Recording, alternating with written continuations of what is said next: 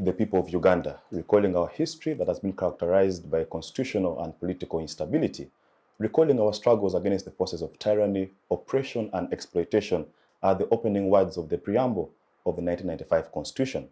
Many legal minds have argued that this preamble forms the basic structure doctrine of our laws in this country because issues around social justice, issues around equality, issues around democracy are enshrined right under that preamble of the Constitution.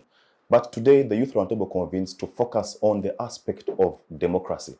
And we shall do this, of course, from the colonial days, post-colonial, and of course, there are many other eras therein, until today when we have the national resistance movement that is in charge of this country. We shall evaluate all our democratic aspirations and histories as a country. And to put this into perspective, this afternoon is a panel of immaculate young people. That is always my pleasure to introduce to you, our viewers.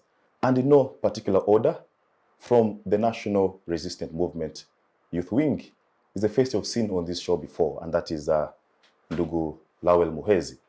Lawel, many thanks. Sorry, Ndugu Macxzzon Muhwezi. You know, the names are the same. Is Ndugu Macxzzon Muhwezi. Macxzzon, many thanks for sparing the time to be here. Thank you. Thank you, Kidega. Fellow panelists, I would like to congratulate all women upon this month. But once again, I'm happy to have the opportunity to be hosted here. Yeah, we are very happy to have you as well. Next to Macxzzon Muhwezi is Lawel Muhwezi. Lawel is a student of law at Makerere University, but also a member of the Now Generation. Lawel, it's always a pleasure. It's always a pleasure as well to be here. I look forward to an interesting conversation. Yeah, thank you. The only lady on the show, and perhaps we should have had many more because, being a women's month, but well, she will fit into those particular shoes. That is Patricia Ejang. Patricia is GRC School of Law at Makerere University, and also she's a finalist at the law school.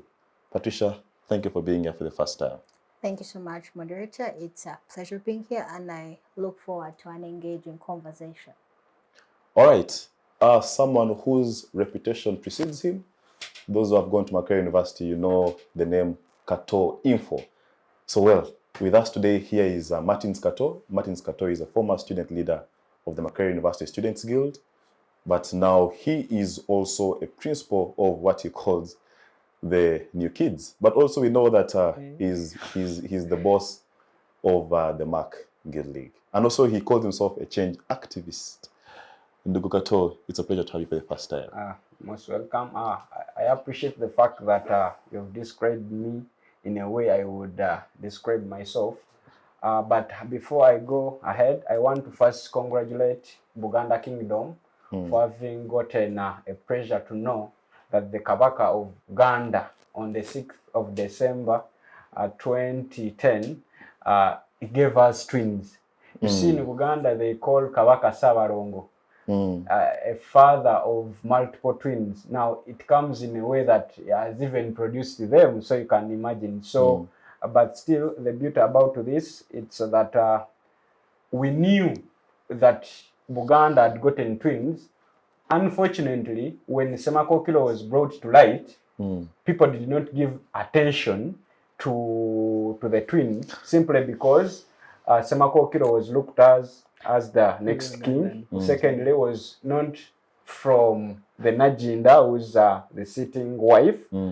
So I think that's why people had not recognized. But through the book that is going to be out, we have realized that Buganda Kingdom has gotten twins. It is a very big pleasure. We are very happy, and we are looking forward to the book that's going to be launched on the 23rd. Thank you so much. Okay. Thank you very much for that context towards the Buganda Kingdom.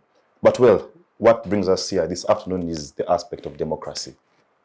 Ndugu Lawel Muhwezi, for the benefit of our viewers, let's appreciate the historical context where we find our democracy as it stands today.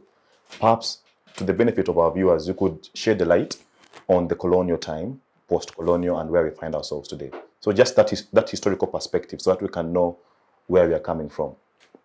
Maybe just before the historical perspective, I think it is important for us to understand what democracy really is. Yeah, because people just like to pick out one element and and run away with it. I think my appreciation of democracy is summarized in the idea that people have power to determine how they are led, or they have power over their life. And so what that means is that you want to look at the historical perspective from a time when you had power centralized within one individual or a particular structure, and therefore someone was born a king to be. For example, in Uganda kingdom, is that you're guaranteed that the heir to the throne is the next leader. In that context, it meant that the people therein were merely followers and celebrants, but did not have an opportunity to ever determine who leads them or how to lead themselves, they themselves. And so I think that's what we were as African, an entire world, until, of course, the medieval stages, when there were tendencies of the noble class and the church trying to reduce the powers of the kings, which we saw the birth of the Magna Carta, the Bill of Rights, and then most known is the French Revolution, when people were fed up and said we need liberty, fraternity, and equality.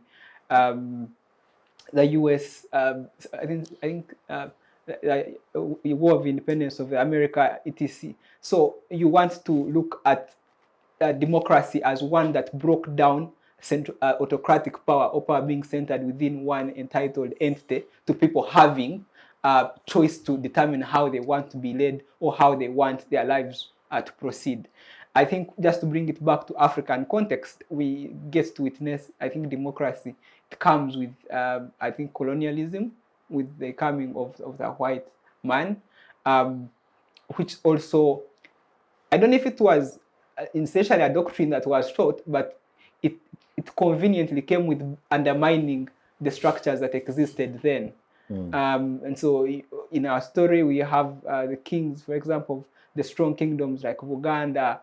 You have the Kahayas, you have the Kabaregas being really disarmed and at some point even running out of the country. But for me, a discussion of democracy does not exist well before independence, because then it was just sort of orientation. But the real journey of democracy, I think, starts with, Lancaster, after Benichwanuka, the discussion on how we are going to get independence. It starts with discussion on, because we first vote, I think 1960 or 61. 61. When we vote DP in power, and then there are broader discussions at Lancaster, and we have another election where you have a tricky structure of power. You have a president who didn't have power and a prime minister who seemed to control the tools of power. But for me, I would want us really to discuss, because this discussion only makes sense if we discuss it in light of the present, and then that's from independence. Just before we get to the present, I would love us first explore the historical perspective, so we can appreciate that. And perhaps let me bring in Ndugu Macxzzon. Macxzzon, Lawel seems to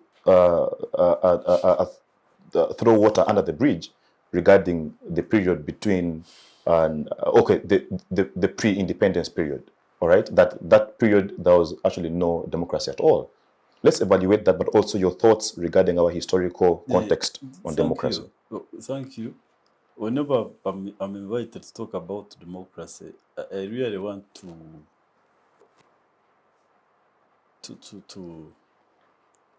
be extraordinarily honest, because when you look at the 4th century, when this doctrine and praxis was crafted by the grandfather of democracy, the so-called Macxzzon. Macxzzon was from a ruling class in Greece. And he came up with the political reforms, constitutional reforms, that formed what is now called democracy. According to him, democracy means that it is one word but split into two. The demo and kratos, those are two Greek words. but one means the people, and another one means the rule. So it means people's rule. In quotes, people.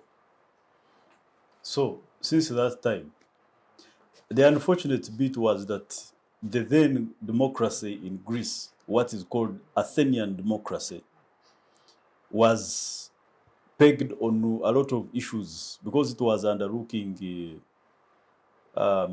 women, the old people, the young.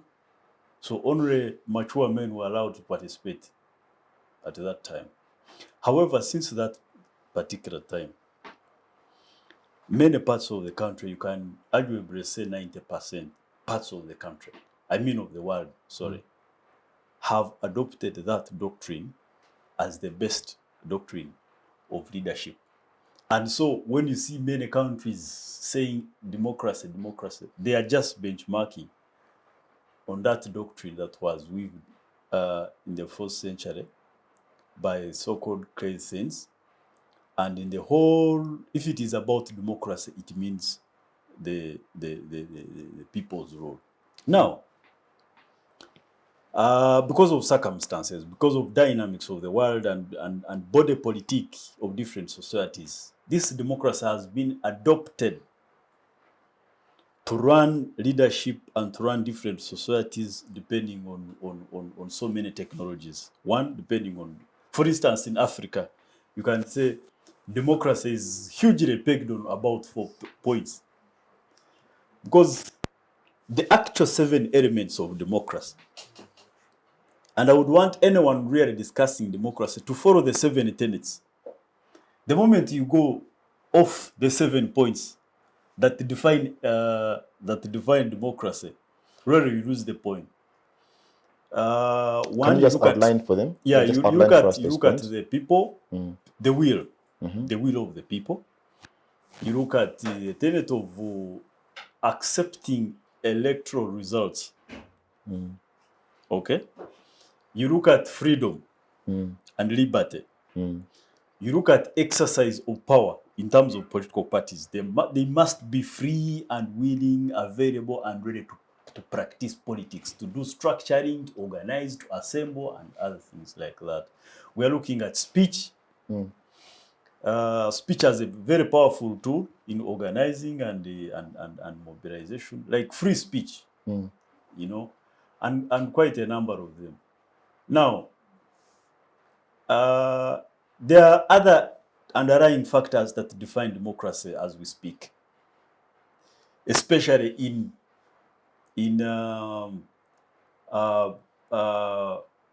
traditional societies that are almost in take-off stage. The take-off stage is one of the 5 stages of development that any society must go through before you reach high mass consumption. Now, we have things like tribe defining democracy in Africa. We have issues like religion that are defining democracy in Africa. We have issues like money defining democracy. We have got another element of militarism defining democracy. We have an element of globalization that is defining democracy. So a number of things, and societies have been adopting. When you look at communist countries like China, Vietnam, Russia, and others, they will say we have democracy, but we are modifying it according to our own circumstances. The biggest mistakes countries make, and different countries, especially the rich countries, is to say democracy must mean this. And if you don't follow what we say, then that is not a democracy. Fair enough. Let me put a full stop right there. Patricia, let us just appreciate one thing for now, our historical journey as a country. Macxzzon has spoken more of the philosophical aspect of it. Lawel did justice as well, but now your own perception regarding our history, our clamor for democracy, our clamor for self-determination, our clamor for liberation. How has it been? Thank you. Let me first put it out there that I believe and I think democracy is an overcooked meal. Okay. And whereas we have all these ideals of what we think democracy should be and what we believe democracy should be, and this team saying this is democracy and this is not democracy, it really just comes down to the aspect of trust. So we look at pre-colonial Uganda, we look at pre-independent Uganda. We have all these elites coming up and they're like, so this is what we think we, the people of Uganda, want, and we're going to front it to the colonialists, and we want independence. And they're citing democracy. We want our people to be the ones having the power.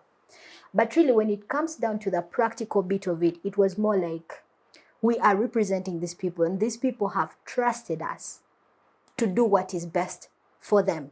And that is how democracy comes down in practice. However, history repeats itself.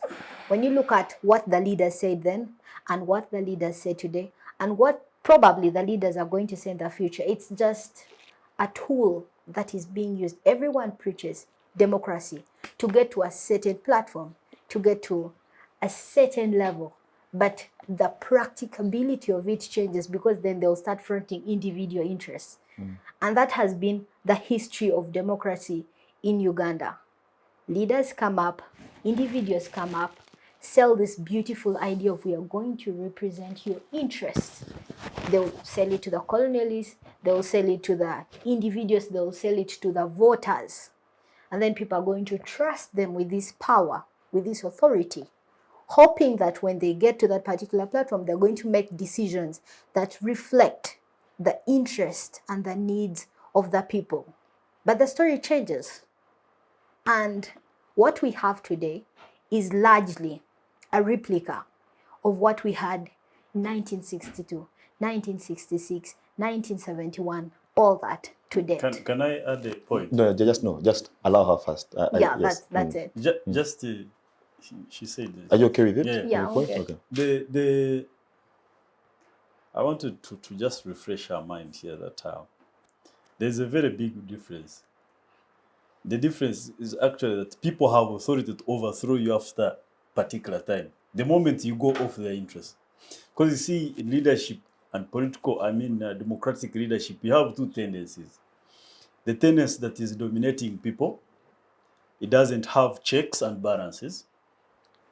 But in this particular case, the tendency that we have here, for the case of Uganda, like you're saying, 1966 and something like that, after 5 years, Ugandans have authority to overthrow you. Whether you're a minister, as long as whether you're president, whether you're a councillor, whether people will overthrow you. And that's what we are talking about. That's what Lawel was talking about. The people. Yeah. People exercising their rights that, please, yes, you have not represented our interests, you told us lies, but after 5 years, you're not coming back. That's why you see many people thrown out of parliament.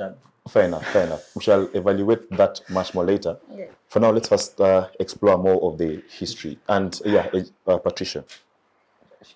Can I respond in regards to the history? But shortly as you continue making your point. Yeah. The thing with trust, and that is how I believe democracy operates, is that you have the choice to abuse it, especially when you have been entrusted. But that does not exactly mean that you're going to abuse it to that tipping point where the people, when you come back to them, are going to be like, no, we are not going to entrust you again. But also, it's not a guarantee that the people we are going to entrust the next time in a bid to make change are going to guarantee or not abuse that particular power that we have entrusted it with them. And when we talk about overthrowing governments, we have that in our history. A lot of it. We have overthrown governments, we have coup d'etats, we have leaders being hoodwinked of their leadership when you look at the 1966 saga. But that does not exactly come down to the practicability of democracy, which is the point I'm trying to put across. In our history as Uganda, in most African histories, we sell the beautiful picture of what democracy should be. Yeah, but in practice, we do not have it. And that is reflected even today. Yeah. All right, thank you. Let me hear from Martins. Martins, if you just 1 second. Macxzzon, just 1 second. Martins Kato, I did cite out the preamble of our constitution, the opening words at least, which does recognize our historical perspective. And why this is important is because Every nation is built on its history. And if you look at the words of Kwame Nkrumah, when he convened African leaders in Ghana, leaders who later became independence leaders of their countries, he said that seek ye first the political kingdom, and anything else shall fall in place. If you look at our historical perspective, it looks like we took Kwame Nkrumah's words literally. And it has been one group fighting the other group, getting some other group out of power. So how is our historical perspective in terms of democracy, in your own words? I think I want to look at it from 1963, when these colonial masters handed over to Edward Mutesa to take on, but it was still unfortunate when one Obote realized that we cannot progress in this manner when he overthrew these people. But still, there is that fact. You see, there is a lot of discipline that is embedded in kingdoms. You see, it is because of fear and respect. And this has brought a lot of respect on the way things move. When you look at Britain, it is clear is the king is the person who's respected. When makes mention of some things, they are taken in that regard. So there are those limitations for respect of what should be done, how it should be done, and how it should fare. So one Obote came and overthrew everything and said, we cannot go ahead dealing with the fact of kingdoms here and there. And to me, I believe that's where the first problem came to our country. But still, we have to appreciate the masters that came up with the 1995 Constitution. Man, if we could be following that Constitution till now, abiding fully by it, we could have the best country ever. Because remember, Uganda is a country that is well gifted with the resources. So just give it better rule and the political stability. I think we would be part of one of the developed countries in Africa. But when you talk about democracy, by definition, having given you that brief history, when you talk about democracy, it is a part of, but it is a system. You see, when someone says a system, Moses, we are here on a show, but there is a system that governs here. That regardless of what you feel about perhaps this topical discussion, you have to remain as a modulator. Now, that means democracy itself, if it is a system of governance, that means there are those masters that crafted that system for it to move forward. But when you look at democracy, it was not given limitations. That, okay, this is democracy, it is by representation, the people.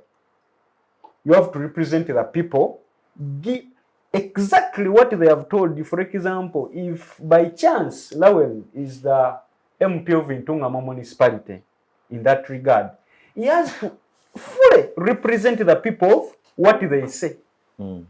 It's just the voice of the many to the parliament that is going to make policy. He's a conduit. Yes, perfect. But we reach an extent that if even by definition of Abraham Lincoln, the way it described a democratic government of the people, by the people, for the people.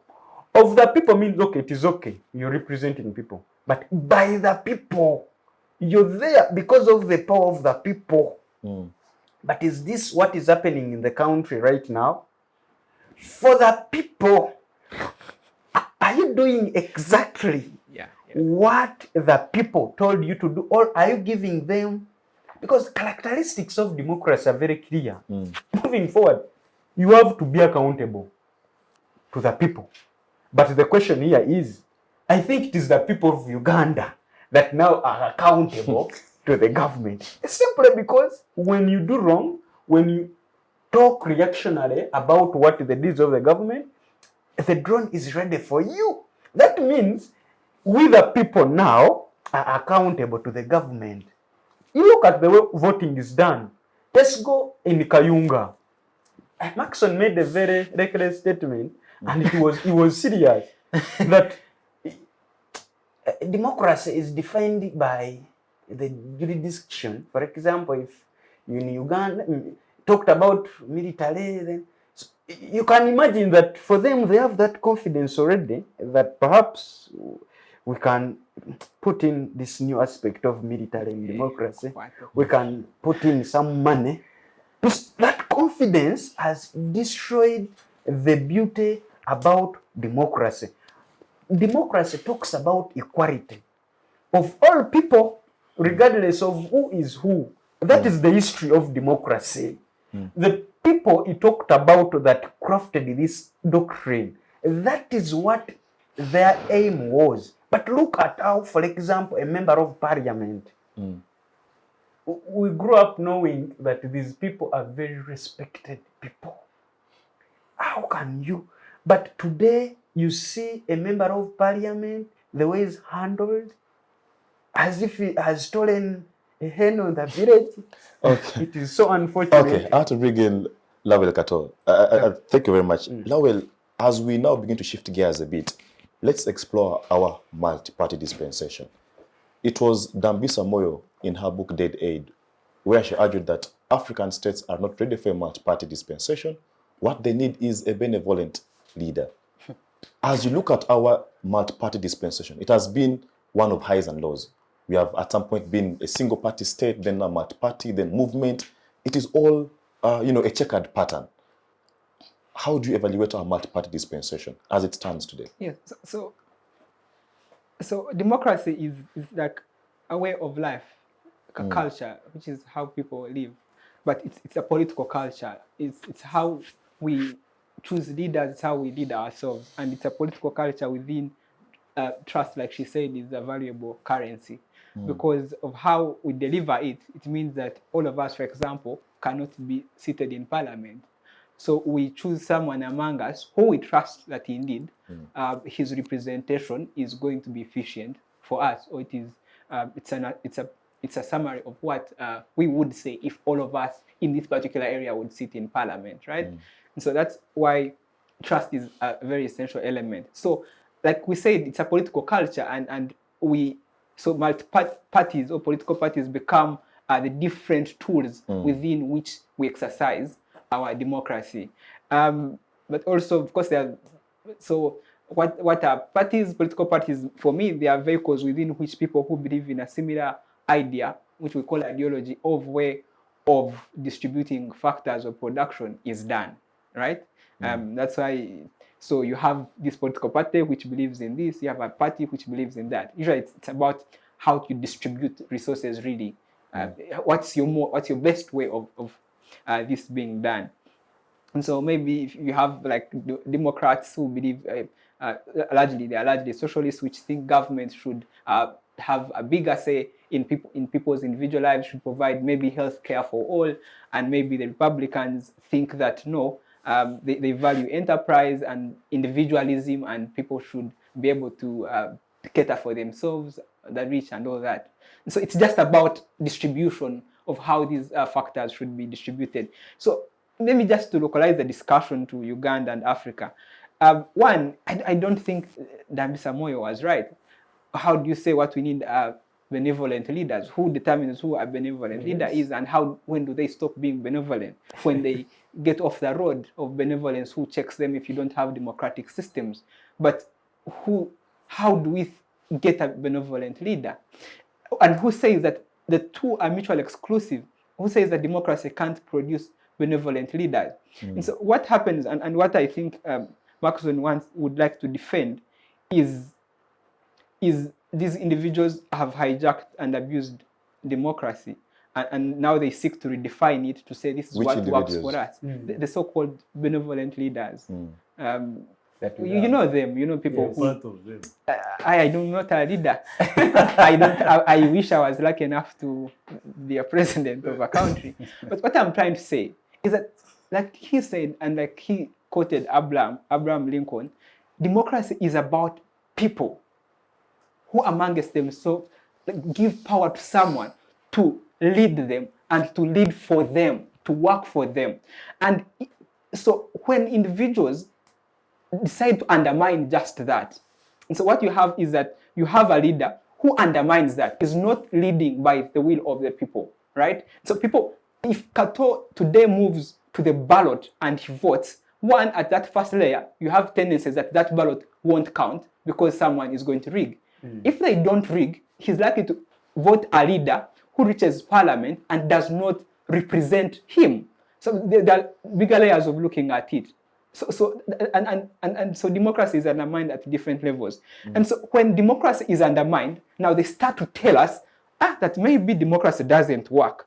You get, it's the abuse of democracy that they use that becomes inefficient, and therefore they use it to justify the fact that democracy doesn't work. I don't know if you get it. And so if individuals don't represent their views, which they should do, then you start, maybe this thing doesn't work. Maybe it is bad. And what the benevolent leader and his followers say, that maybe that's not what works for us as Africa. Or maybe we are different. Honestly, there's no human individual who doesn't like to have their opinion represented, who doesn't want their voice to be reflected. It is not there. Because look at it this way.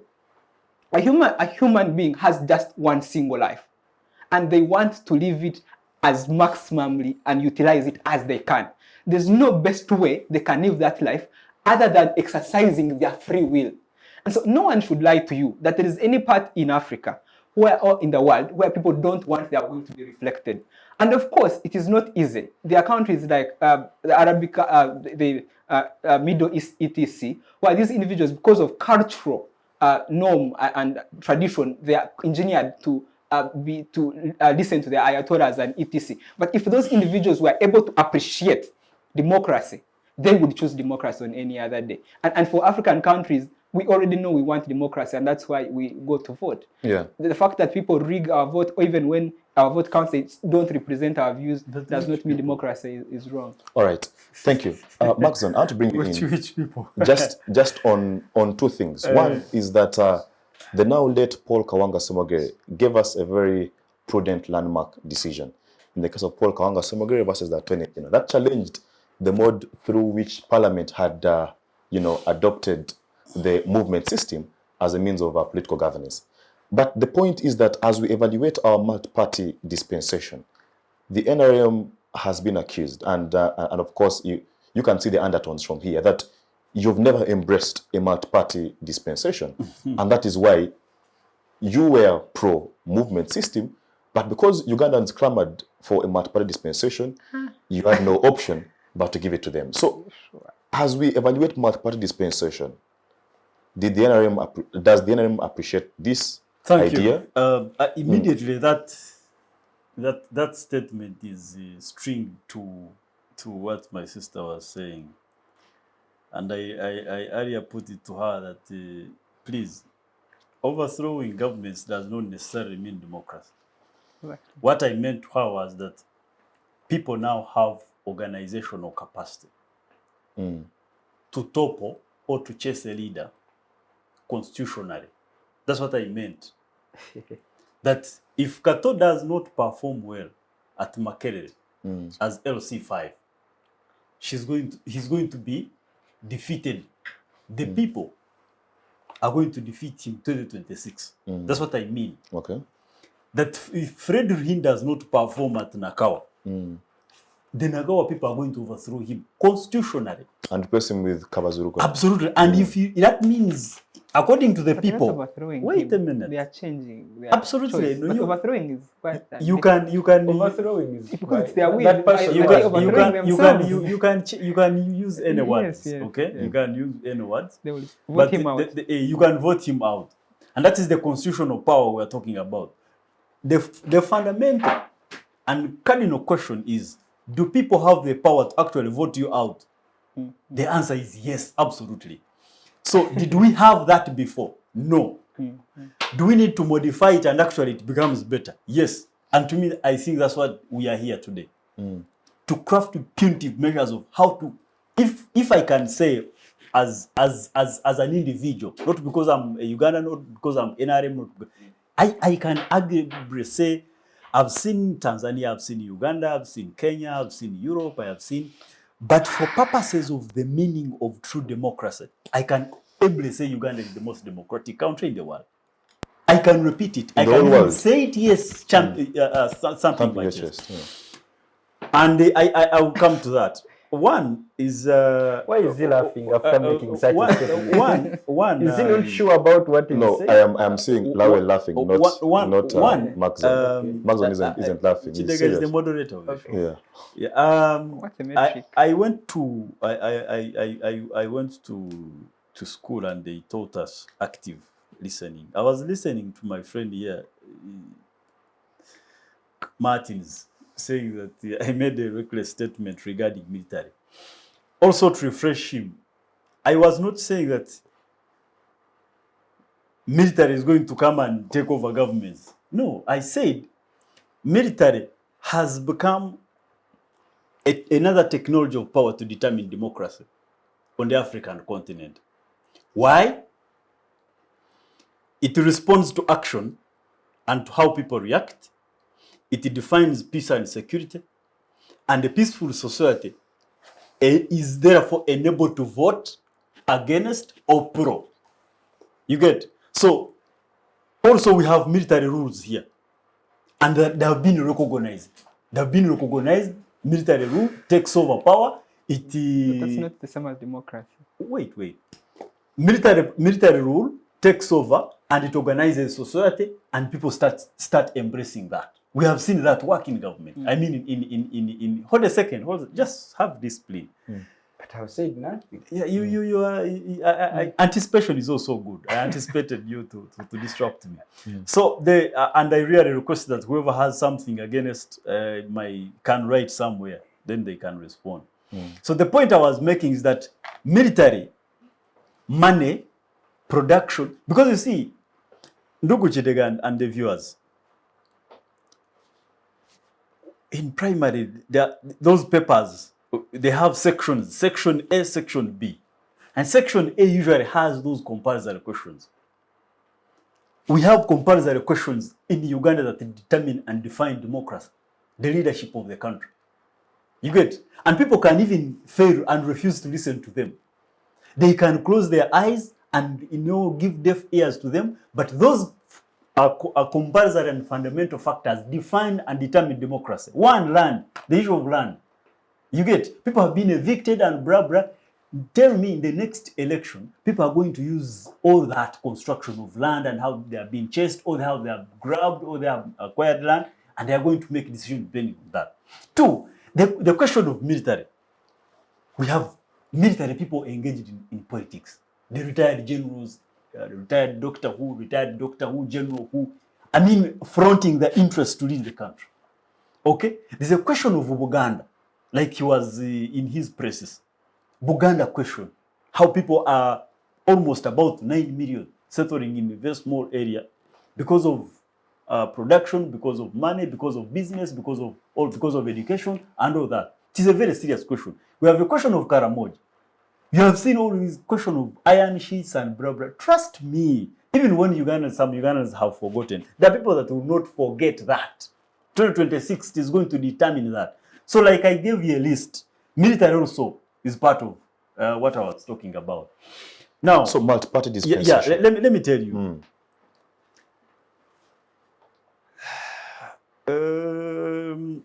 Between 1900 and 1986,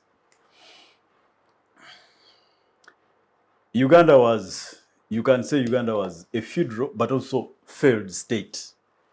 A feudal state, here you have advantaged people with... In 2 minutes, Macxzzon. Yes, yeah. With a lot of power, but also in terms of means of production. They are the ones in charge of means of production. And therefore, they have those as a technology of power to say, you can give me labor, I give you this. You can give me security in exchange of this. So, until 1986, we see a very, very small group of people who sacrificed life, blood, limbs, family, and others to liberate the country. And liberate by killing half a You can million. write. You can write. You can write. You will say it. You'll have your time to say that. To liberate the country. Now we need to ask ourselves, how did they liberate the country? Organization of society. Let people start speaking. In 1 minute. Yes. Let people start speaking. Let people start voting. Let people start going to TV and radio like Martins and Lawel, speak whatever they want. Let people start voting every after 5 years, but also determine how they need to be governed. That's the people power I was talking about. Do Ugandans have power? You get Determine how so they- here in 2005, 2006, 2004, we see Ugandans say, no. Yes, we are in a movement system, but we need to adopt a democratic system like any other country. So the NRM listened Okay. to what Ugandans were saying. Absolutely. That's why I'm saying the NRM had capacity and also audacity and also humility to listen to what majority Ugandans, not all Ugandans, but what the majority Ugandans They wanted. were magnanimous enough. And up Thank to you. now, Mm. up to now, Yeah, magnanimous is that yes, your state of magnanimity, power, but yeah, you still yes, allow. yes. That is in By his the way, words. what That I'm is in his saying, definition. It's not like is what I wanted to giving tell. those things, it's at their No, what I want, what I magnanimity. can assure, yes, what I can assure you that actually the movement had the capacity to reject. And you know what? any And you know it accepted Wait, because of the West, but hold a it's still second, okay. hold a It's not because second. of No, the the people. West does not determine how we. Oh wow. The movement had the capacity to reject anything and say we are proceeding with the But who military was it rule. representing? Okay, the people. Okay, And but if- because of the magnanimity, and their we're threat talking was about- on the- hold a second, hold a second. Let me Okay, just. I'll respect Okay, I have to bring in Patricia. Because let me because NRM was very, very magnanimous enough, but also nationalistic in nature. They said, okay, this is where Ugandans want to go, and we can give them. Up to now, every 5 years, imagine, people came with power, but after 5 years, they come back. You say, people, we need the power Thank back. you. Can you give us Fair the enough. next 5? Then we do this. Fair yes, enough. after, you know. Fair enough, Lawel and Macxzzon. Patricia, two things for me are coming out here. Is that the aspect of militarism, perhaps we should evaluate it. But I believe that as we do so, perhaps we should look at the Hans Kelsen theory that sort of made legal popular revolutions. That if a group of people come, they are popular, they have the support of the masses, and they overthrow a constitutional order and establish another one, then they can be recognized. And now that is Hans Kelsen's theory. So perhaps this theory has gone ahead to set precedent for what we have seen in Guinea-Bissau, in all these African states where one group fights the other and overthrows. But as you look at multi-party dispensation, where does the military come in all this? Thank you. Yeah. Let's first start by agreeing that a beggar is not a chooser. That is a saying that we have been brought up, we have been taught, we understand this.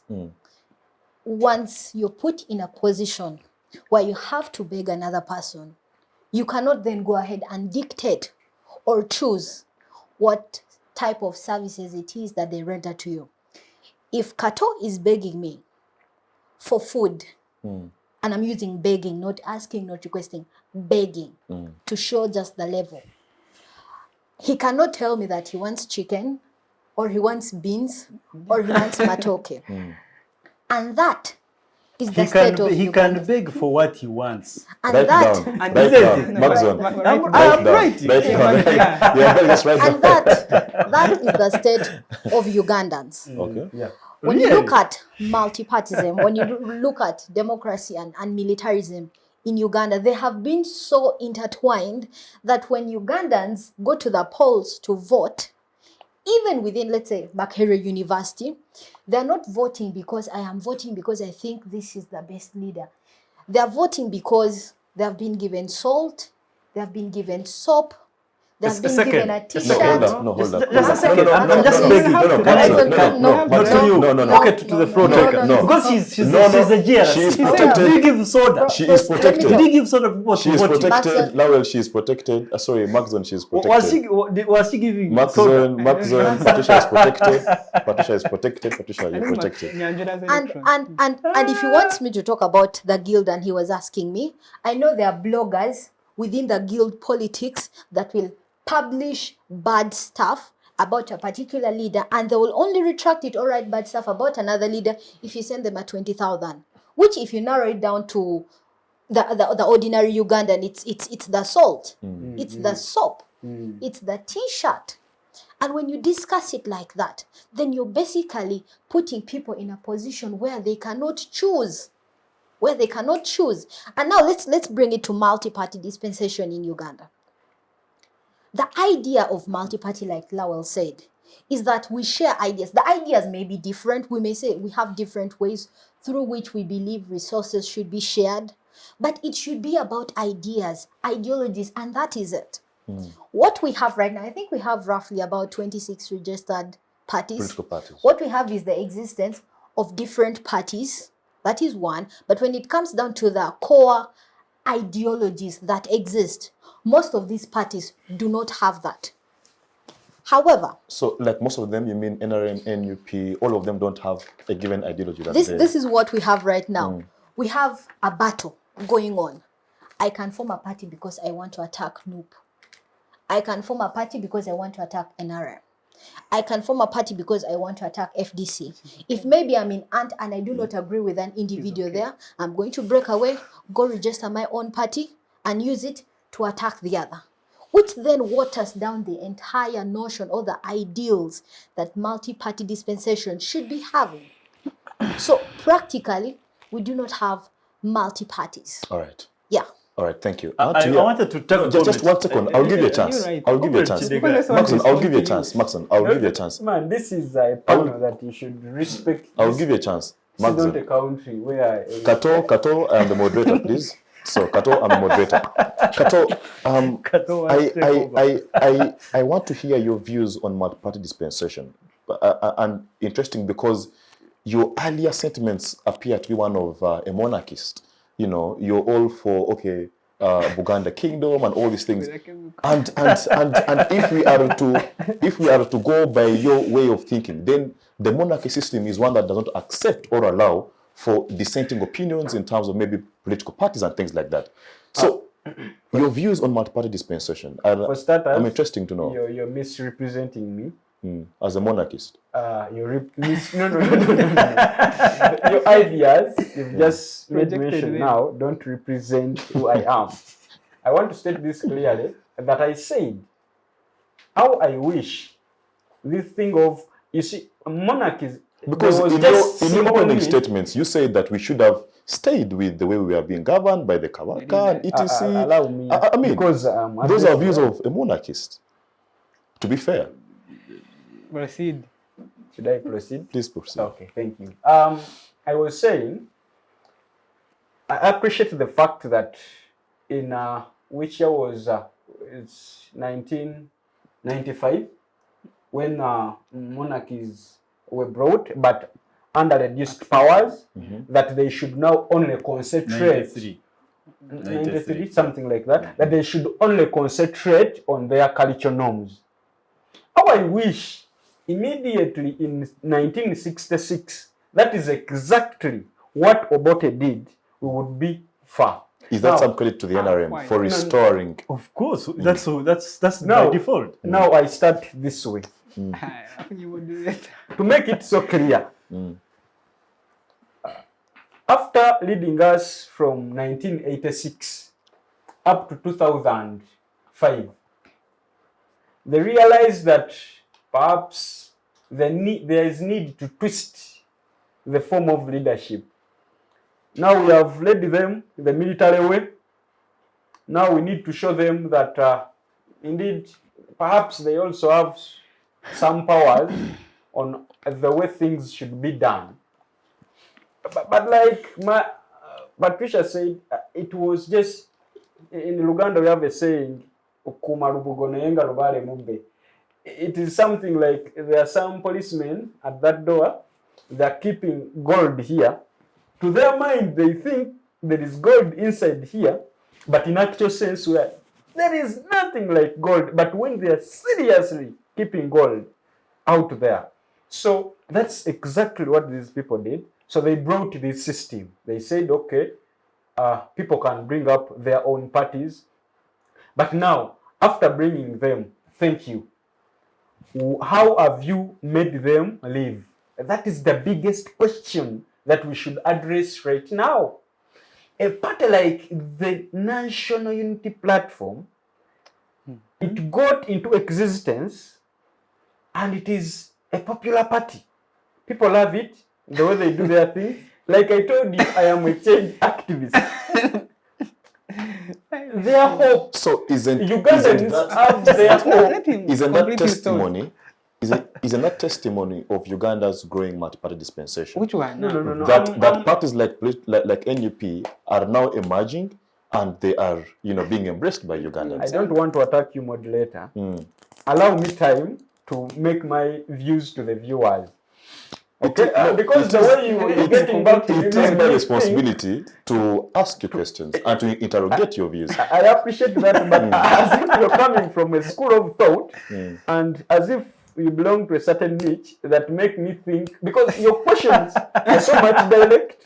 When Macxzzon was presenting, you kept quiet and you're enjoying his views. Allow me chance. Maybe your views are magnetic. They are inviting questions. No. Let me make my point in this way. You see, you suffocate a party from its registration to its existence just because it is threatening the existence of the running government. Really? Because in Uganda, what gives parties power is by having member of parliament. At least that one, that is by recognition. If you have MPs, you're recognized as a party in the country. But you realize there is that force that is always put in place. Case studies always come by elections. I think other parties get chance to have member of parliament simply because the big man is always concentrating on his position during that mass voting, because the voting of the president and the MPs is done on the same day. I think that is the only reason as to why these other parties happen to get some MPs.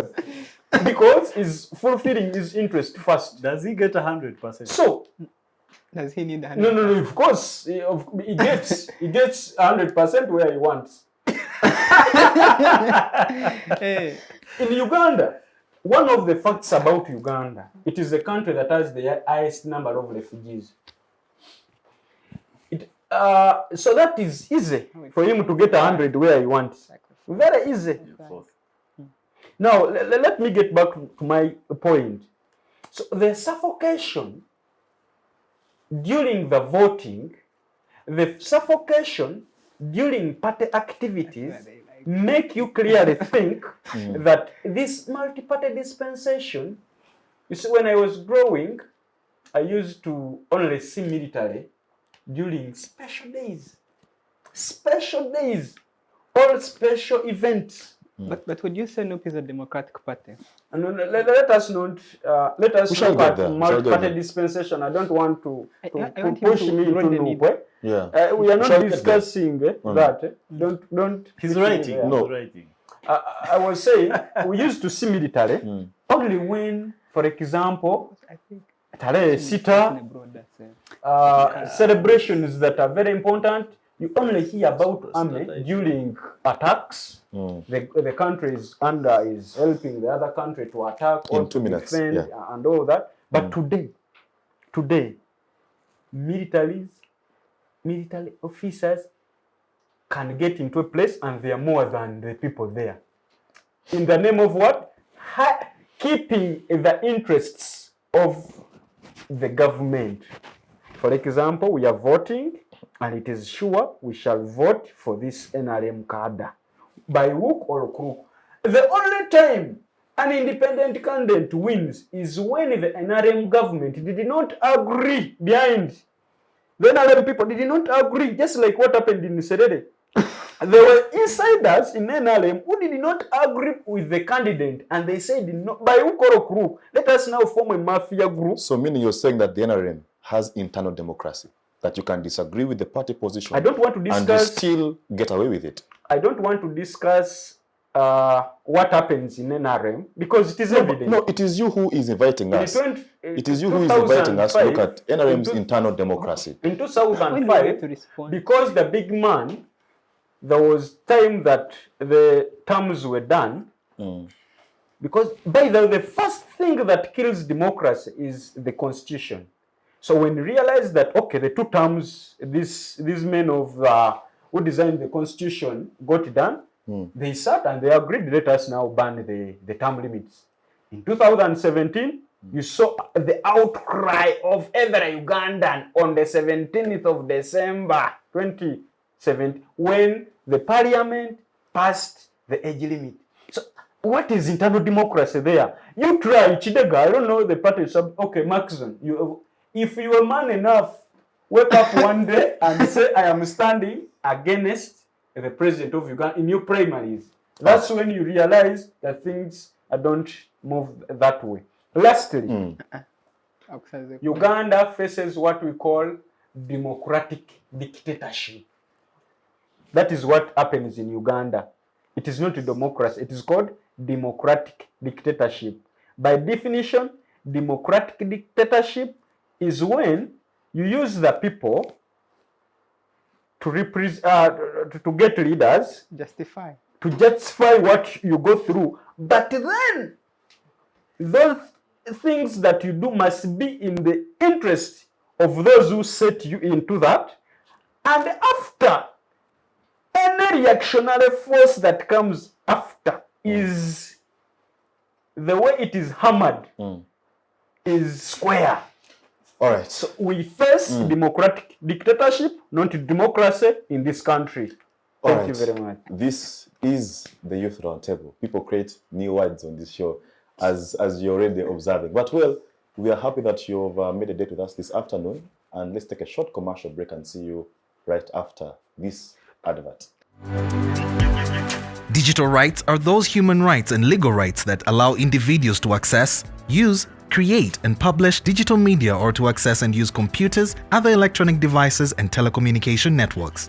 Digital rights include a right to freedom of expression, information and communication through technology, a right to privacy and data protection, a right to credit for personal works, a right to universal and equal digital access, a right to identity, a right to anonymity, a right to be forgotten, and a right for protection of minors, among others. The state's digital rights are frequently violated through various unfair actions, for example, blockage of websites and social networks, theft of credentials, unauthorized use of people's data for personal gain, privacy intrusion, online censorship, arrests and intimidation of online users, internet blockages, and the proliferation of laws and regulations that undermine the potential of technology to drive social, economic, and political development worldwide. It is hence every citizen's responsibility to respect rights of other digital users and to speak out or report to the responsible parties when one's rights are violated. We'll be back, viewers, from that short commercial break. Well, without further ado, we shall just dive straight to the point. Ndugu Lawel, even when we aspire to have a democratic country, and like you did ask rightly so, is that the internal democracy of political parties is very important because you cannot give what you don't have. Yeah, I think the legal maxim is that nemo dat quod habet. You cannot give what you don't have. So political parties cannot export democracy if within their political parties they are not practicing democracy. So let's evaluate internal democracy of political parties, but also as you give your comments regarding what was said earlier. Yes. Yeah. Why I was interjecting Macxzzon is sometimes I don't like his choice of words. Because once you say that they were humble enough, they were magnanimous to accept the will, essentially you're saying that people don't have, they don't determine, so it's upon your discretion or your humility or magnanimity to give it to them. But also, the other disagreement I had with him is how he speaks strongly about Uganda can do what it wants, can make its own decisions. Now, anyone, I'm sure he has been to Chankwanzi, he should really know much about Museveni. That those who know him, in his initial stages, he was largely a socialist and a big admirer of the Cuban Revolution. It is up to when he got into power that the realities of the West struck. We all know about the structural adjustment policies and all that, but so even the structural adjustment policies, really we cannot sit here and deny the effect or even the coercive power the West has over us, maybe because they determine the flow of capital, or because at that point it was important to sustain a country which was coming from war, and like he said, it was close to a failed state. So he cannot really pretend that maybe now he has generated enough capacity to say no to the West, maybe because he now has power or because there's an alternative like Russia or China. But I can tell you for sure that even the Makerere success and multi-party dispensation was also a product of serious push from the West, which was funding our democracy to grant multi-party dispensation. But then just to go to the question on internal political party democracy, I agree. I hear Kato when he talks about the NRM. And if you want to know how true Kato is, look at by-election. I can tell you it is very difficult for an opposition leader in this country to win a by-election, because even before you go for elections, these individuals have already put their own people in the register. And so it's like entering a football match when you're 3-0. It's very difficult, even if they say now, let us be democratic now, people vote and we count them. You're likely to even lose because the register is already infiltrated. But I also want Kato to broaden the discussion from just discussing NRM to the entire Uganda. Because what we had even before NRM was people who have the power use it to their advantage. And when you also look at the opposition, you get no reason whatsoever to be confident that if they get the power, they want to do the same. Because one of, well, I want change in this country, but I don't want any kind of change. I think while we say that NRM needs to adjust, we also need to tell our individual political parties to adjust and be democratic. For example, you're an enthusiast of NUP. Few people have gotten a chance to read the party's constitution, but if you look at that constitution, if you just interest yourself, it's one of the most restrictive, it's one of the most undemocratic constitutions. I can tell you, for example, you should read that constitution. Anyone here, especially Macxzzon, who is interested in defending the NRM regime, but it gives a lot of power to the SG and the president that any other party structure cannot make a decision. Even when you look at the party process, how leaders are selected, it's at the discretion of an individual, even a discretion, because you can't say that the people's will is reflected by a select committee, a committee of 5 choosing who is best, what are the metrics they follow. So what you would expect as an exercise moving forward is a party which maybe they got a constitution, they inherited it from a different outfit. What we need now to see is a complete rollout of people having a say in how the party moves. That is to say that we expect in 2026, for example, that people in their municipalities, in their individual countries, individual districts, vote for their flag bearer. And I know when you interrogate the SD, they say we are having a revision of the party constitution, but there is really nothing going on. It is there. There's nothing really I going on. want to assure you, you're likely to see what you think. So you don't have that. But also is that at what point do you, for example, how much power do the people have to whip the party leader? And it's the same with NRM. Like you said, that whoever stands against Museveni is likely to face the wrath. I was in NUP when Andrew Mwenda threatened to start to vouch for the flag, and I know what happened within the party. What happened to him? No, I saw how the party reacted and how they ring-fenced the flag bearership. So Point of information. But this discussion is not really exclusively about NUP. It is about even FDC. It's about DP. It's about every other part in Ugandan, that we have not, all of us, fully embraced the culture of democracy. And we must accept that we are at a stage where we are all embracing it and shaping it. What is most important is you listen to Macxzzon appreciating that democracy is good. And maybe over a period of time, when you have many people pushing for this, maybe the future leaders would be less dictatorial. Or would, if Kato says that, hey, NUP is now setting up a Constitutional Review Commission, etc., it gives you hope that people are indeed embracing the culture. So I would want us to discuss this in a broader sense, that as a people, if Kato was voted MP, would they represent the views of their people? Because we honestly know MPs from all over the place who are just whipped by the speaker and what the speaker's position is. You can be sure you have 20 MPs who will agree with the speaker because they feed on, yes, because they feed on her peanuts or something like that. So we need to have a broader discussion on whether maybe we are growing democracy, but it's important that we are having that bigger discussion. Yeah, fair enough. Ndugu Macxzzon, of course, I'll give you a chance to respond regarding internal democracy of political parties. But as we do so, let's shift gears to the aspect of human rights, because we know that at the core, at the center of democracy is the aspect of justice, it's the aspect of human rights.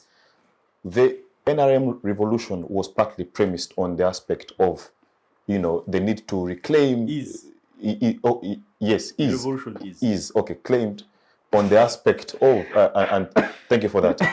It is built on the foundation of, the rights of Ugandans. So 36 years down the road, how have we performed regarding human rights as a center of democracy? Yeah, I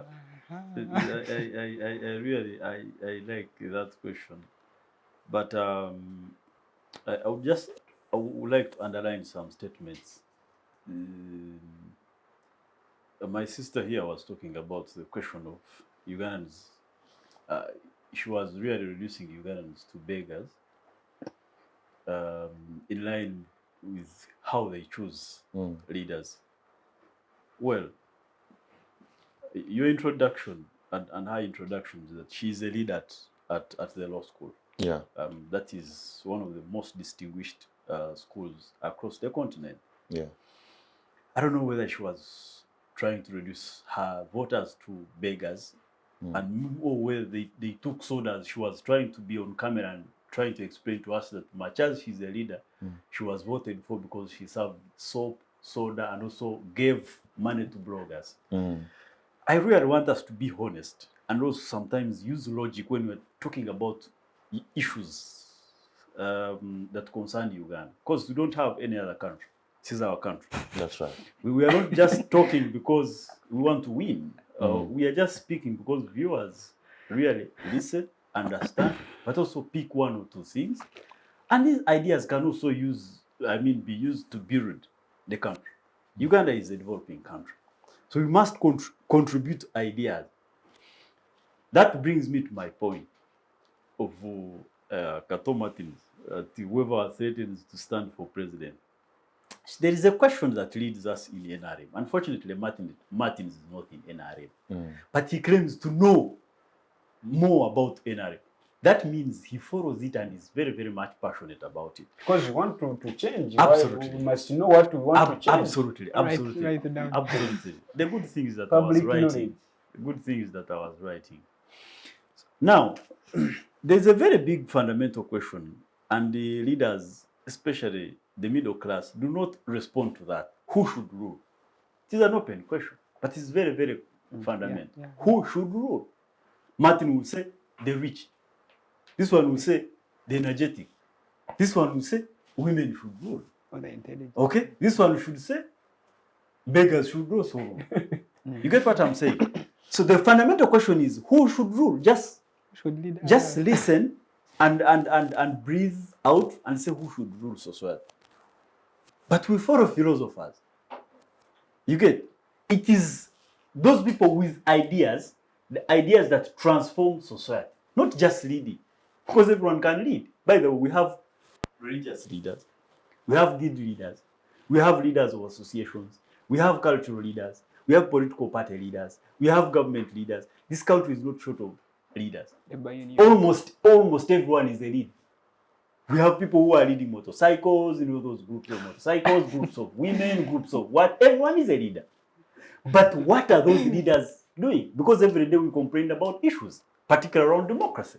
So the question of philosophers, who should lead the philosophers? And Plato says philosophers should be in charge of society, because then they have leaders, they have ideas, and those ideas can be complemented and supported, but also shock absorbed by different segments of society. There is military, there are lawyers, there is, there are farmers, there are business people, there are engineers. Everyone plays their role.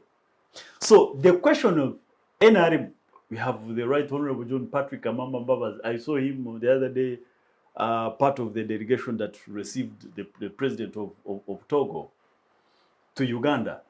He once dreamed to stand and contest, actually contested officially against President Museveni. Why isn't he dead? Okay? Why isn't he dead? So why was Martin saying, Muhwezi, if a man tried to contest? No, it's out of context. It is just for purposes of laughing. So I also want to as we evaluate the human rights question. I also want to talk about Human rights. what Lawel was saying here, that you see, Lawel, let me tell you, in 2 minutes. In 1986, those people that came from the bush came from our families. They did not come from heaven. They had families. It is true that they abandoned their families. It is true that people died. You get? So those people captured power. Let me use that. They captured power. And they had a right, because people, they fought governments and fought governments. They immediately defeated. It means they had capacity to use that power in a way they wanted. Am I lying? Meaning 2005. They wanted to consolidate it. That's a different 2005. Listen. You practice. You're at law school. I expect you to be listening. Listen, because I was listening. So in 2 minutes, please. Yes, you said you're going to give me time. This one talks against this one talks this one. So I have to. But the question, the whole question, the whole point I'm making to Lawel is that these people had capacity to use the power the way they wanted, but they had audacity of saying, you know what? So they had the choice. Ugandans really should see democratic change, constitutional change, a society organized. The reason I was mentioning about organization of society is that Uganda before 1986 was a jungle. Military people used they used the gun to do what? To listen. You know that. Lawel, feel free to interject. Yes, that's why I'm asking if I should respond. Let me first finish, then you interject. I'll give you. You know that soldiers really had no salary because they had guns. Those days, before 86. You know that. You know that people would come here and knock and say, please give me. You know what to give them? Money. You know that in some governments, we didn't have constitution. You know that. So it was therefore their job and the role of NRM to come and say, please, order must be restored. And then it is now that we start talking about the NRM is bad, NUP is bad, but at least there is some order. You know that 5 years, you go there and you ask the people to support you. If they don't support you, you don't win. You get? If they support you, you win. And let me say this. It is not that when NRM wins here, then there is no suffocation, like he was saying. That if NUP wins or if Lukwago wins here in Kampala, then Lukwago is not suffocated. If NRM wins somewhere, then they have rigged an election. Macxzzon, like quickly. About. There was a big point. Wait a minute. Yes. There was a big point of the West. Uganda is an independent country that makes independent decisions, that sits and says we want.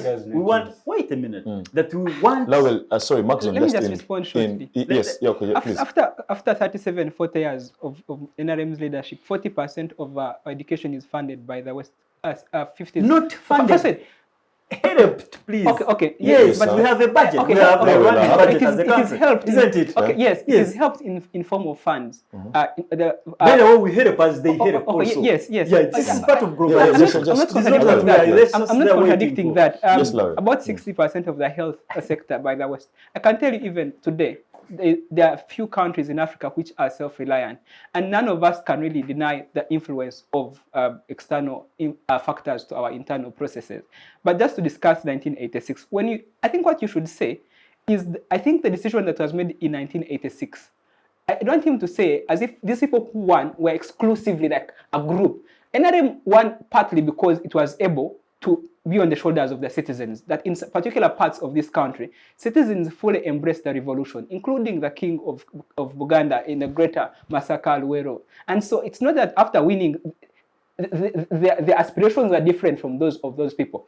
And anyone in opposition, majority of us agree with the aspiration of NRM at the point of taking power. The big, huge contradiction is what happened maybe 10 years after. But also, Museveni shifting his position on socialism and embracing decentralization and IMF structure program was not because he loved, I think, us so much. It was because it was a better way of consolidating power. No. Because consolidate power. I have taken his point. I don't want this to be between the Muhwezis. Yes, I have taken his point because I have given him time. Let me summarize. So please. Let me summarize. I was getting his point.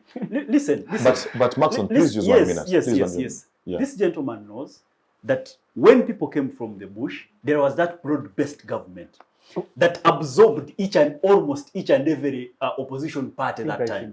You get what I'm saying.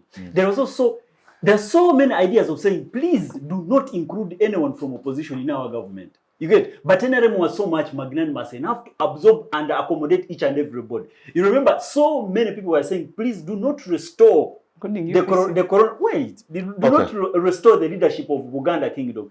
And the government was saying, no. Okay, these are cultural institutions that are supposed to be given power. Thank you, Macxzzon. You get? And to shift to But Patricia. I'm a comment of human rights. Yeah, Just I gave you time, but you have not. No, but I have a responsibility to respond to people. So I have to move now. Okay. Just give me 1 minute. Wait, Just 1 1 minute. minute. Just 1 minute. Just 1 minute. One minute. Yeah, 1 minute. And I'm timing you. Since Moderator. Since Please, just 1980s. Martin, right? That's right. No, go ahead, Macxzzon. Since 1986, the NRM has been embracing and respecting the case of human rights. But like I said, this is a developing country. This is a developing country that has established quite a number of institutions to respond to the questions of human rights. We have seen the Human Rights Commission, we have seen the role of Parliament, we have seen the role of security, we have seen the role of police, we have seen the role of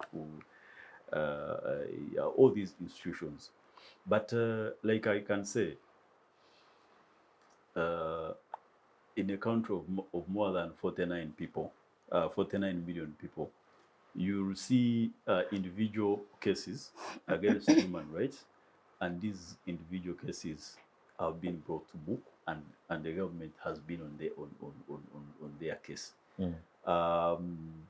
Any individual in the government, any individual in security, any individual in business trying to violate human rights are dealt with according to the law and according to the rules of the game. All right, thank you.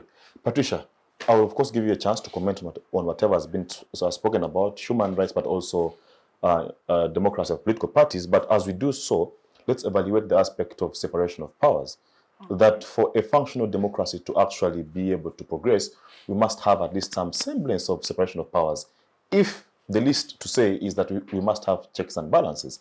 So how do you evaluate the executive, parliament, and the judiciary in terms of upholding the principles of democracy? Thank you. Are we doing that in light of the current situation in Uganda? Yeah, certainly. In the context of Uganda, yeah. We have the executive. The reality is that we have the executive manned by one person who then controls the other two. So it's like a father and his two children. And I'll come to this.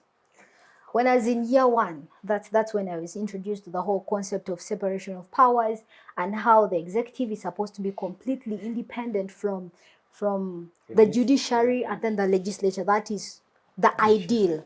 And then we bring in checks and balance because the ideal cannot really be Cannot work, practical, yeah. right? Macxzzon. But I have also been, okay, as a GRC and a law student, so I have one foot in the legislative organ, and then as a law student, I have one foot in the judiciary. So I have seen what the judiciary does. And the judiciary is supposed to be the most independent of them all. I saw the case, I saw Malemba Birizi trying to make a petition so that the Chief Justice, the current Chief Justice, could recuse himself from the case that was over Bobby Wine, the electoral petition. And I have also seen the same bench sit for different cases. Believe you me, the hostility is different. It would be like when it's a different case, which does not exactly have political interests involved, they will be well-mannered, they will respect each other, they'll address each other normally. But every other time, a lawyer like Malema Birizi, who is known for frankly attacking the organs and the powers that be, go to the judiciary. They're going to be shouted at. They're going to be rudely shut down. There was an incident where he was asked to step away from some sort of bench and join the gallery. And this could have all been done in an amicable manner. But this is what the judiciary does. When it comes to the legislative, we make laws to please the powers that be, so that you stand a chance at being appointed to be in a certain position.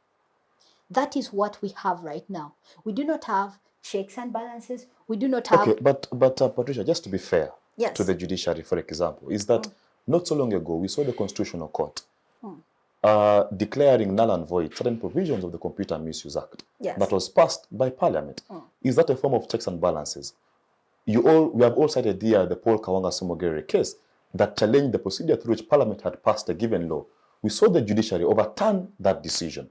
We have seen the judiciary take decisions against the executive. Yes. All right?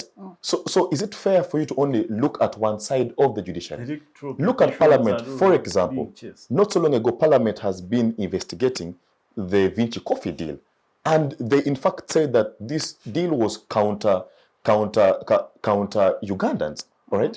So as you evaluate this, do you factor in certain aspects of checks and balances that we have seen happening? Let me put it like this. I'm a Man United fan. And I am disappointed in our team because we have a very bad habit of losing matches that matter and winning the ones that are largely irrelevant. All matches matter. I'm a United fan. Macxzzon, you're being divorced from reality. This is what happens. The Computer Misuse Act, whereas it is of some sort of value to the people, removing the age limit was most important. And that is when the judiciary paid a deaf ear. But also we sit in lectures with some of the associates of the people who sit on this bench. And occasionally they'll throw in a random comment of, some of these decisions are overturned with a phone call in the middle of the night. And these are realities because there is no need why a professor would lie to year one students. That happens. And these are the realities that we have. So when things actually matter, when the judiciary is supposed to step up like the late Ben Chwandoka did in his time, they don't. Can I interject? Kakuru, yes. When they're supposed to step up, they don't step up. And we have seen instances where when a particular member of the bench decides to step up, they're witch hunted. We can currently see what is happening to Justice Esther. And these are the realities that are happening. And this is the issue that I have with largely Macxzzon, is nitpicking. So we have what we call, and I'm also forming a word here, formal democracy versus substantive democracy. Liberal versus illiberal, something like that. Not that. Formal is what we, on the surface, we say, you know what, we are all equal. And you know that we have an entire chapter 4 that beautifies this whole notion of human rights, Bill of Rights, and our preamble, and the national objectives. And you know, Article 8A will tell you that all governance is supposed to be done for the general good of the, The people, people. and all that stuff. But let's look at substantive democracy. Yeah. That's the kind of democracy or the kind of governance that will take into account the inequalities that exist, the differences that exist, the challenges that we have, not nitpicking. You do not buy a car and say, okay, no, I'm going to buy this car because, you know, the painting is very good. You have to take into account all its parts because they go hand in hand. And that is how it's supposed to be, which is what Macxzzon hasn't been doing. But he comes they and tells matter you, mostly. yeah, he comes and tells you, no, but you see, you have freedom of speech. You can do this. You can do this. But how about the others? Do we then settle for the crumbs that we have been offered and ignore all the injustices that is being carried out, all the human rights abuse that's being carried out? And I do not get how someone would come here and confidently say the government is against any forms of human rights abuse when we have never settled the November 18th and 19th killings. There were children, there were pregnant women. When we have never brought, in this case, it's very easy to murder someone because we never settle all these murder cases, all these disappearance cases. We never settle them. So what kind of government, or which, Can I interject? what can they come up and say that, you know, as a government, we are against the abuse of human rights, when the worst case scenarios of human rights abuse in the country are not resolved? All right. So Can meaning, Patricia, is that your opinion is that the three arms of government, there are no checks and balances, and Can I? and therefore democracy is falling on its feet. There is no checks and balances. There is no separation of power. It's one man and the team running the country. All right. Can I just a second? I will bring just you. a second. Okay, because please just when use you 1 don't second. bring me, Use 1 all second. these things will come. Let me tell you. Use 1 second, please. Yeah, I think we should not over. Wait. No, just he's 1 going second. to give you 1 time. second. Martin, He's going to give- I'll give you sufficient time. Martin, I'll give you sufficient time. These shows are always for, you know. You see, Patricia, you know, I'll give you sufficient time. it is bad manners, and I really feel slapped in the face to see you saying that everything is red for Uganda. There's nothing, completely nothing, and completely nothing. Yes, that's what justification was. In 1 minute, remember. You know, let me tell you, the question of checks and balances, it is misunderstood. You get? When you say the judiciary needs to be completely independent, you misinform the people. You get? Who checks the judiciary? Who checks parliament? Who should check? You see, when you say you're independent, it means you're going to fund yourself. It means you're going to audit yourself. It means you're not going to be listened to. It means you're not going to report. You're not. The question of checks and balances means the body has 3 segments, and these segments must support each other. You get? Point because taken. Yeah. just a second. Because when you say they must be completely independent, it means you're going to have leadership gridlock.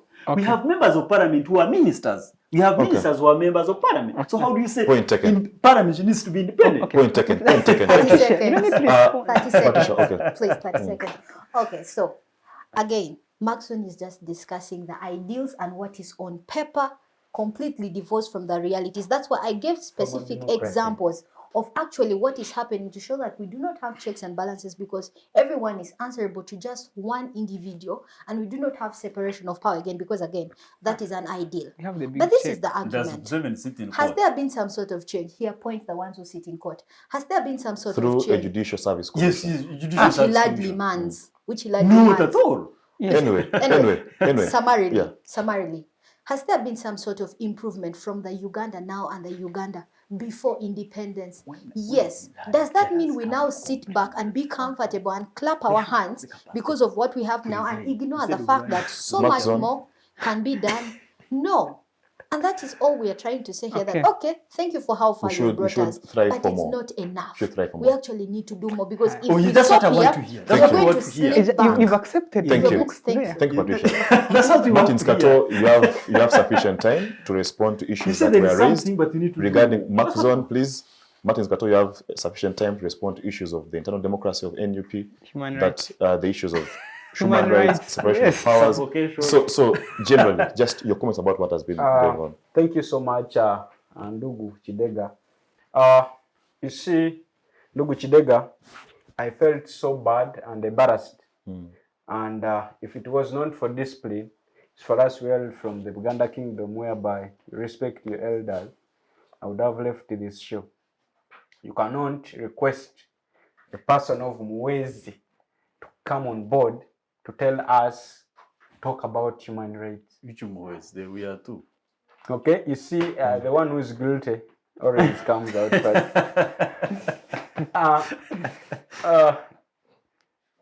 One, the Human Rights Commission, all the organizations that foster or try to fight for human rights, the first thing they have worked on is to suffocate them, to make them fail to work, or give reports that are not right.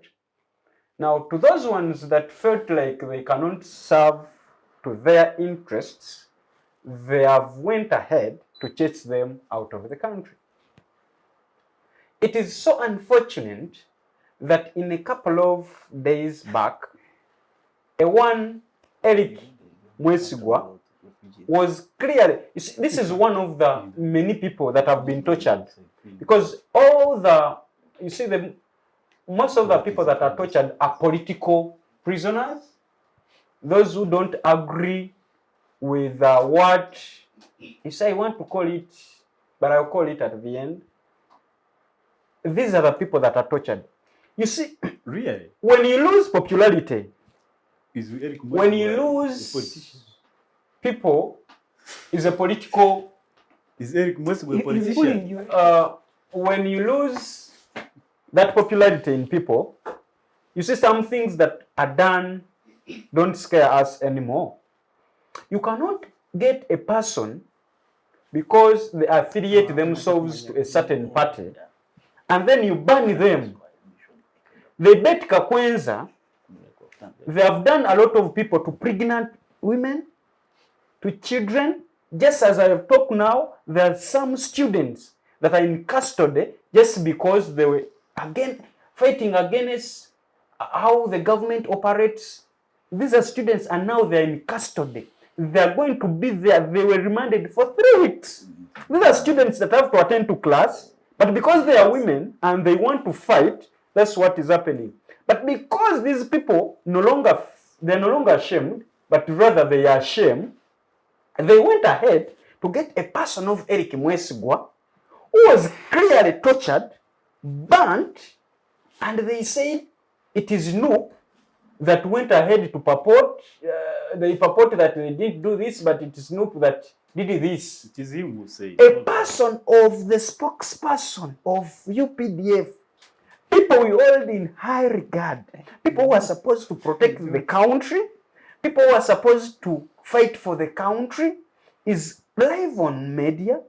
In fact, when I was seeing him, I used to see him sometimes used to even wonder, can Mwesigwa even go ahead to lie more than I told him? You see, there are things that are being done by this government that are really, they don't even have the right to talk about human rights because all they do are human wrongs. Now, this brings me back to what is happening. Ugandans are in a situation that they have been made poor. The situation is so bad to an extent that even if you have an idea, you cannot put it to life. Because one, you're poor, you don't have what to eat. Two, because it is clear that if you talk, you're going to be perhaps tortured. The only thing, you can do everything. I can come here, talk, do what all I want, provided I don't threaten the throne. But once you threaten a throne, and everyone who's associated with NUP, FDC, I think those are the opposition parties in the country, anyone who tries to affiliate with them is an enemy, not of the NRM, but they say of the country. Now, you cannot wake up to blame people who come out and say, all we want is Kyagulanyi, for example, to lead the change. This brings me to internal democracy. Because people have seen that we need this popular figure, we need this voice that represents people who have been nothing, people who have just been uplifted. Now we believe no one else should outsit such a person. And that's why you realize that it is only him that people right now believe that he can create change. And that's why everyone you will see around will be just feeling that he should only be that one person. Now, to go to Lawel, I want to state this clearly. You see, that party is an infant, it's in its infancy. Which part? And we have to appreciate the NUP. fact that by the time in 22 polls of 2021, it was in existence for only two months. And now we should even appreciate everything it did. You see, they thought they were wise. When I said they, you know what I mean. I and don't. my viewers. I don't. Okay, the viewers know. So they thought they were wise. But these chaps of NUP were wise, because you've been seeing the other situations that have been created against them, but they have always overcome. So now, the truth of the matter is very simple. Internal democracy, Lawel, you're going to see what you think should happen, because the NUP has embarked on a review, constitutional review, and we are going to be having primaries at constituency or village levels ahead of the polls for people to have flag bearers. And I want to state this clearly. I don't talk about NUP because because I'm not the spokesperson of NUP, but because we are suffocated. We feel so bad. If people look at us and say, but you're looking good, the government has made you what you are, the truth of the matter is, we would be far if it wasn't for what is happening right now.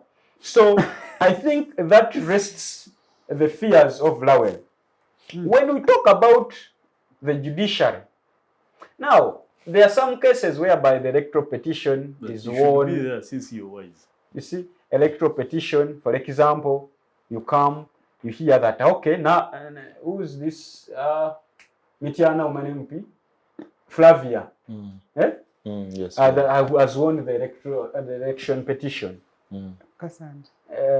Yes. Now, those things, Segirinya has won. It is public knowledge. Not even a crawling baby can't see that it is Flavia that was popular there. It is clear. This army person of Nabako, police office of Nabakoba could not win. You see, even if you do many wrongs, there is that time whereby you feel like I should limit myself. Let me do at least this small good, and people think that we still exist. That's why the judicial people go ahead to do that. But again, like my sister said here, it was clear. Those big cases are not dealt with, but they go ahead to deal on those small issues, and then you think like, you cannot go ahead to say, and I want to task a person of Muhwezi, Macxzzon, you're a very wise young man, but we feel so bad, a person of your stature who is sober, rallying behind those injustices, the human rights violation, and you speak proudly. For us people who see you and believe in you, we feel so bad. What went wrong? Did this man because you're very consistent in your inconsistencies. And that is very problematic to a person of your stature and your age. Now this takes us back to how these three bodies work. It is clear. It is only the president of this country that decides what happens. Look at the NRM MPs. Even when you wake them up when they are sleeping, and you tell them this is what should be done, they shall immediately do that without representing the democracy of the people they represent. There is no thinking. Like they said, first and foremost, they don't reach the standards of legislators. Because, okay, now we lost Karuhanga in Ntungamo municipality simply because he refused to subscribe to the ruling party, but he was a top-notch legislator. But because that does not matter in our parliament right now, people have been suffocated. All they do is to represent the voices of now people. Things have changed in Lawel. Does that apply only for the NRM MPs or even the NUP MPs? Oh no, that's why you hear no. In NUP, it is clear. That's why you hear some internal differences. Why? You cannot hear internal differences in NRM. But it is you who because gave us an there is example an alpha. of Serere by election, where the NRM had internal contradictions. No, it is, you can sit on a table and you fail to agree. But I think this was just by humanity. A father has died. A son has come to represent. It's like a payback to the family because the other one was even a bishop. He was looking after a very big populace. The son has come. Can't we support this son and the son? These are just humanitarian grounds. But we have seen the first son disagreeing with the president and calling the NRM, all sorts of It's names. so unfortunate that you are now falling in the scripts of those people. No, It is unfortunate. A Prima person facie. of your stature. Prima facie. No. Prima facie. It is so unfortunate. From what we see is that one person is referring to the NRM as a reactionary party. We could not be having such a show if we could just, what we read is what we go with. That's why I'm saying it is prima facie as it is. Now, let us improve our... So perhaps you can evaluate the nitty-gritties of that evaluation, but on the surface, that is what it is. But just before, my sister said, let us do away with the formal stuff. Let us follow what is substantial, what is tangible, what is real happening will shape the form of our discussion, will shape what is real happening in this country. Let us just stop these issues of saying, okay, we saw this because these are issues, because even today, I can say, things have changed, even by birth. I can say I'm the father of Lawel, but when in actual sense I am not. So it needs to go ahead to make those tests here and there. Look clearly. Do the toys reflect those of Lawel, my son? Those are the things we need right now. So if we don't do that, we are going to miss out on very many issues. All right. Colleagues, our time is fast spent, but there is one aspect that I want us to explore before we leave, which is the aspect of militarism. Because at the center of democracy is the aspect of maybe what you'd call soft rule. Part of the aspirations of Agenda 2063 of the African Union is that we must silence the guns. Just your thoughts regarding UPDF having members of parliament in our parliament. What, I don't know. What's your view on that? Lawel. So for every country to be stable, it must have... So you will give us that view and your last words as well. Yeah. For every country to be stable, they must have a strong army, which is able to hold the center against maybe external aggression or even within internal upsettings, which is what really protects the state, the country itself, not beyond political parties. I think what we need to discuss, however, is to what extent can that army engage with the people's free will. And I think that is where the problem is, because the people, members of parliament really are supposed to represent views of all the people, right? So my question is, why do we need to exclusively have members of parliament in there? Is it a presupposition that when they are not in the chambers, then their views are not represented? Is it that having the Minister of Defense, having a Committee of Parliament on Defense, having MPs that they are not represented? My thinking in the context, because we can speak English, but the truth is that the presence of Parliament is just symbolic, or represents the position of the army in the country, that it dictates what happens. And quite honestly, you look at the conduct of the former commander of land forces and his political utterances, and you know that, quite honestly, they're overstepping their boundaries in terms of how do they engage with the politics. And so now it's very difficult, especially now you also have the framers of the constitution knew that when you are a member of the military, you're serving everyone. So when you start to have serving members of the army being appointed in cabinet and all that, it really distorts the picture. Conclusively, I want to thank everyone for the show. I want to call upon young people, like Kato has said, people of the now generation, the present generation, to stick to what works for the people, not to really come and speak a lot of English and sideline realities, because then we don't get the right solutions. Thank you. All right, thank you. Yes, You were the Macxzzon. You were the first to speak English on the show. Macxzzon. The whole thing is that when I listen to my friend and my good friend Kato talk, and from the NUP, maybe I get reasons why the NRM needs to stay here, because if you say we went to the polls 2021 and NUP was about 3 months old, and according to you, NRM exercises the highest level of suffocation, then how did it morph, grow, transform, and metamorphose into the largest opposition party in the country with that harsh suffocation? You see, it is intellectual dishonesty and apartheid, and you're just being dishonest to the viewers, which is extraordinarily unfortunate, but we leave that. Two, I have said that there are so many compulsory issues here that we need to discuss as a people of Uganda, not as NRM, because NRM was not here in 1900, but it is here. Not because I'm in NUP and I'm supposed to. There are compulsory issues. And the issue of the army is very, very fundamental. Whether it is for movement, whether it is another party that will be in power after, the issue of the army. When you look at the fragile state, the situation surrounding the country and all these positions, you hear Congo is not stable, Sudan is not stable, Tanzania is not stable, Rwanda, then South Sudan. And you look at how the army has played a very, very immaculate role in stabilizing the country.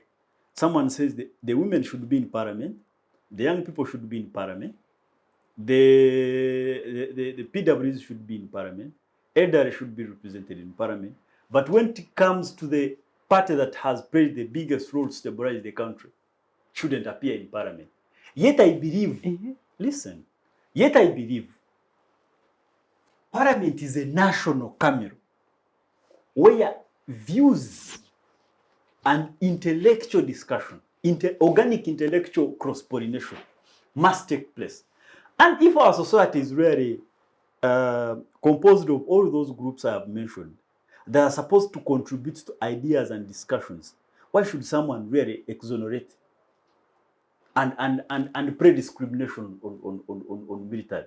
30 seconds. So we have I am one of the people that really respect the role of the army, not in just shooting, not in just fighting, but also in terms of ideas. My last point is that Uganda is a developing country, and all of us, the 50 million, we are created and put in this country for a purpose. We can contribute in a multi-dimensional case. We have the lawyers, we have the business people, we have the media people, everyone playing their part. But when it comes to democracy, it is very bad manners for me to sit down and say everything is bad, and therefore it is bad. I would want especially the young people to sit down and say, yes, we have made these serious strides and revolutionary steps since 1986, or since 1960, or since 1981, but we still have these challenges. My opinion as a NUP member is this: how can we improve democracy in Uganda? And therefore, my opinion as a now generation member is that democracy should be done like this and this and this, and we improve. But it is very bad and confusing when someone says, no, no, no, what we don't have, we have this is bad, Mr. 7 is bad, NRM is bad, military is bad, without offering solutions.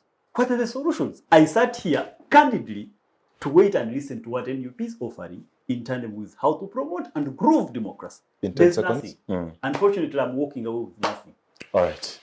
Martins Kato, your last words. Thank you so much for this opportunity once again. You see, military has made everything, like I told you, I think in like 5 years, the number of military officers will be equating to the number of citizens we have in this country that are not military.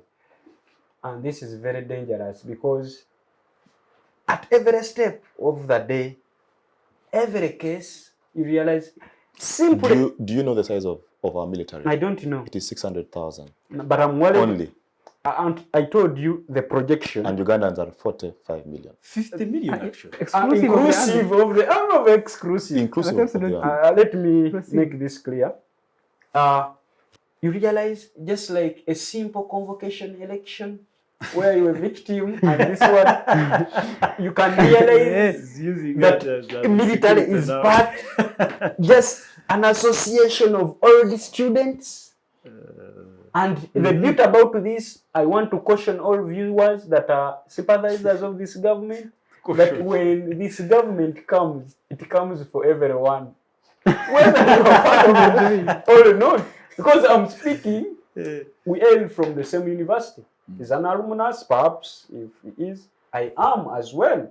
We had a simple election of all the students at Makerere, and he suffered the brutality of military.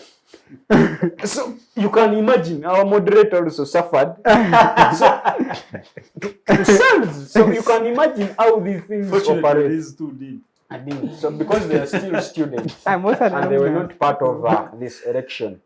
So my caution or my advice to these people is that let us get back to the way things were as we just come into power. Because as soon as you came to power, you're saying you are accommodative.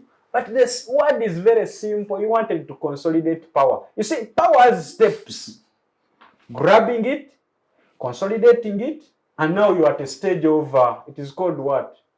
Whereby, survival. Whereby whether you want it or not, you have to go. That is the step where you are on. And we don't care about what you're doing, but one thing that we are very sure of, I'm going to go. So lastly, like my sister here and then him as well, I didn't know that we have anything that binds us until today, when I realized that he's also a Man United fan.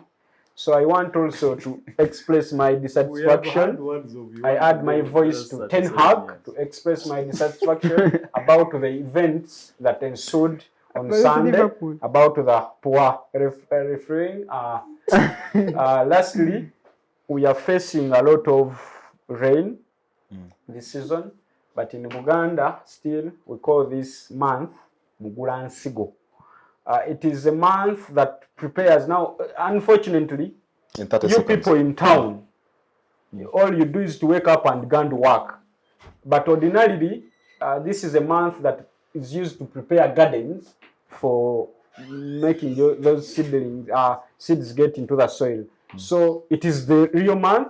So you be ready for the rains, day in, day out, until this month and perhaps the next one gets done. I remain Martins Kato, the principal of the New Kids. Next time, I'll discuss who the new kids are. Thank you so much. Yes, thank you. Patricia, being a Women's Month, I mean, you have the last word in the show. When you grow old. Thank you. Do I say something about the military? Yeah, sure. Okay. Yeah. So I think when we are looking at militarism and the presence of the military in parliament, we're supposed to bear in mind the realities of our history. I had the opportunity to intern at Refugee Law Project Lamo and speak to the internally displaced persons, but also the refugees that we have within the country. And most of them, even when you read the documentaries and watch the ones that have been made, they have a certain perception towards the military. The military exists to defend, to protect, and we appreciate them when they do that. However, when they become a threat to the lives and the security of those within the country, that is where we draw the line. So if we have MPs being beaten in parliament by the military or by forces that are associated to the military, then people are going to complain. People are going to ask questions. People are going to push back. And that is where we have the discussion, like Lawel said, the extent to which they engage is where the discussion should be. Otherwise, happy Women's Month to every woman out there and those who Going to buy chocolate. love us And that's women. their husband. And thank you, and their husbands. And I'd like to appreciate the panelists for the great discussion and for the platform.